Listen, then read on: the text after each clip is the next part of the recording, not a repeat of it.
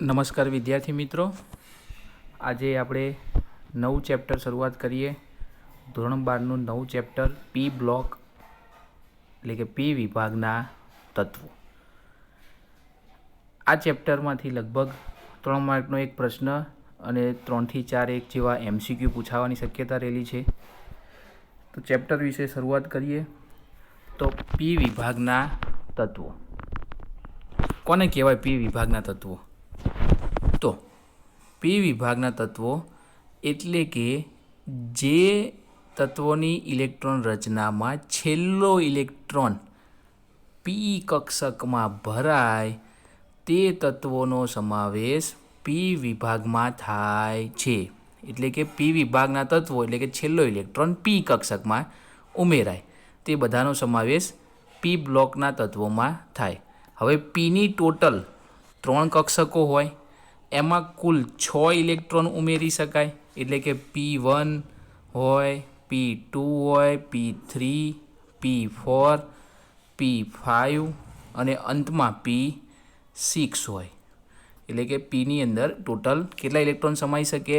6 electron સમાઈ શકે. આથી પી બ્લોકની અંદર કુલ સમૂહ 6 હોય. સમૂહ 13, સમૂહ 14, સમૂહ 15, સમૂહ 16, સમૂહ 17 અને સમૂહ 18. હવે પી વિભાગના તત્વોની વિશેષતા છે. શું વિશેષતા છે? કે આ આવર્ત કોષ્ટકમાં એકમાત્ર એવો વિભાગ છે કે જેની અંદર ધાતુ પણ આવેલી છે, અધાતુ પણ આવેલા છે અને અર્ધધાતુ પણ આવેલી છે તથા નિષ્ક્રિય વાયુ તત્વો પણ આવેલા છે. એટલે કે પી વિભાગની અંદર આવર્ત કોષ્ટકમાં તમામ ગુણધર્મો ધરાવતા તત્વોનો સમાવેશ પી વિભાગની અંદર થાય છે. આમ જોવા જાઓ તો પી વિભાગનો શરૂઆત ક્યાંથી થાય? સમૂહ નંબર 13થી. આવર્ત કયા કયા આવશે? તો પી વિભાગના સમૂહ 18માં પહેલા આવર્ત આવેલો છે. પહેલા આવર્તનું એકમાત્ર તત્વ છે. અને સમૂહ જોવા જઈએ તો સમૂહ 13થી 18 એટલે કે પહેલો આવર્તથી લઈ અને ટોટલ 7મા આવર્ત સુધી. પરંતુ એમ કહી શકાય કે મોટાભાગની શરૂઆત એની બીજા આવર્તથી થાય છે. બીજો આવર્ત, ત્રીજો આવર્ત, ચોથો આવર્ત, 5મો આવર્ત, 6ઠ્ઠો અને 7મો એમ ટોટલ 6 આવર્ત. અને 6 આવર્તના દરેકના 6 તત્વો અને 6 સમૂહ એટલે કે છાયો 36 પ્લસ એક હિલિયમ એમ ટોટલ પી વિભાગની અંદર કુલ 37 તત્વો આવેલા છે. પી વિભાગમાં કુલ 37 તત્વો આવેલા છે. આ 37 તત્વો વિશે આપણે માહિતી મેળવવાની છે. એમાં પી વિભાગના તત્વોની જો સામાન્ય ઇલેક્ટ્રોન રચના તો નિષ્ક્રિય વાયુ એટલે કે બ્રેકેટ કમ્પ્લીટ, નિષ્ક્રિય વાયુ માટેનો બ્રેકેટ કમ્પ્લીટ NS2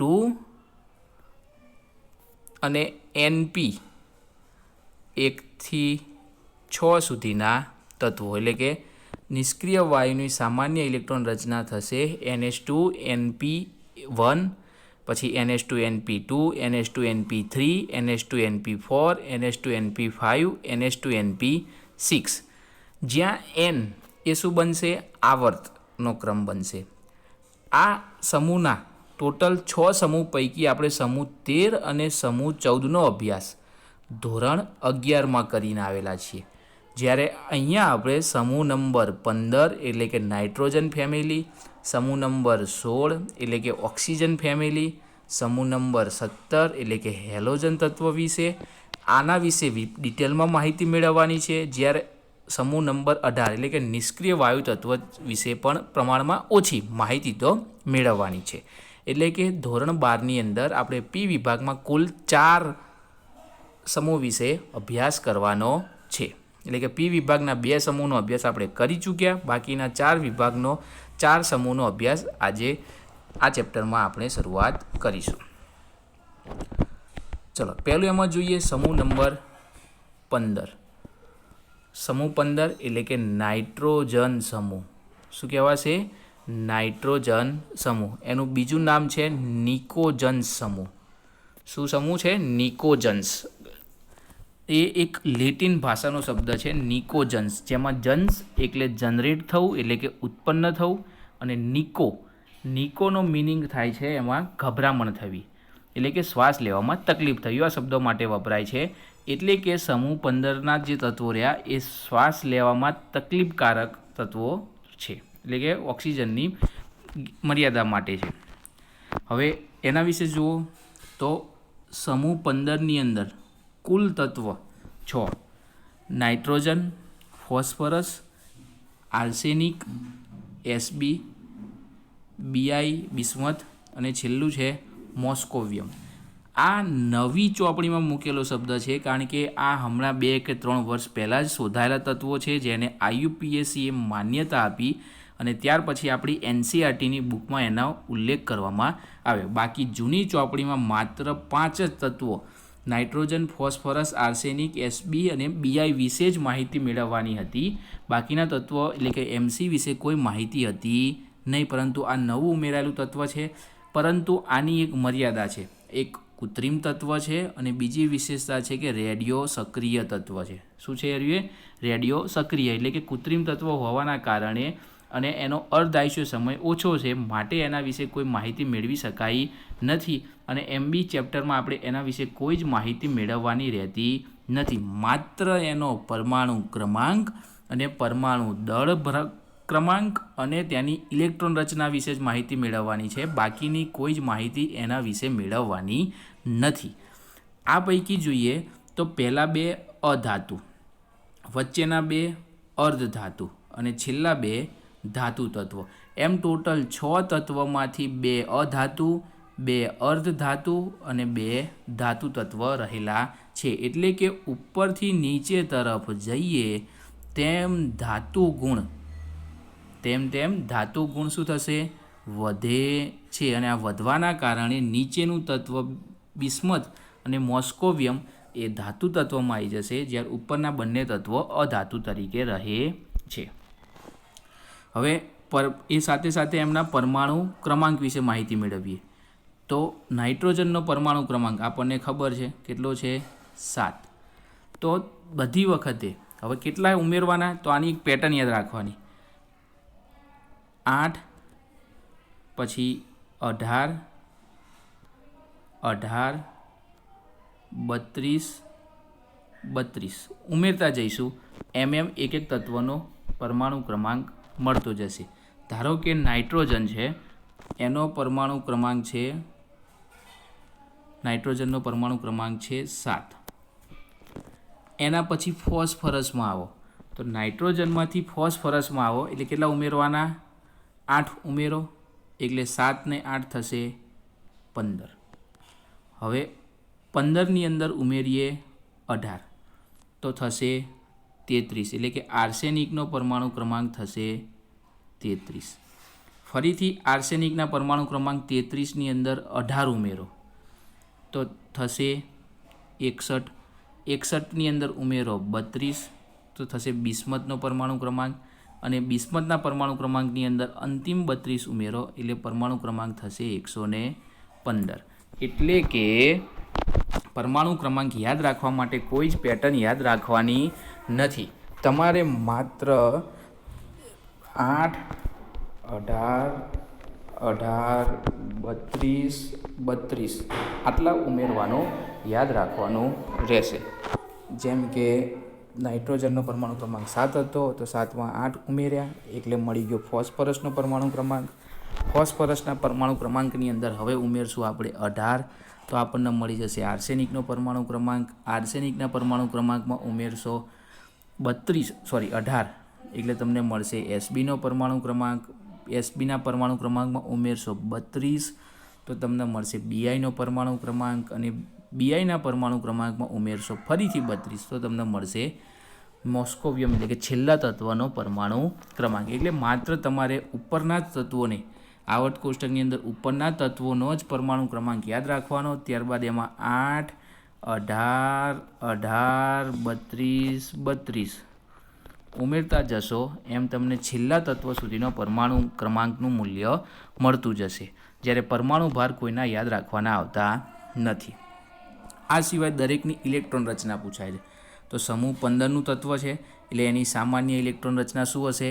તો બ્રેકેટ કમ્પ્લીટ NH2 NP3. અહીંયા આગળ આવશે નિષ્ક્રિય વાયુ તત્વ.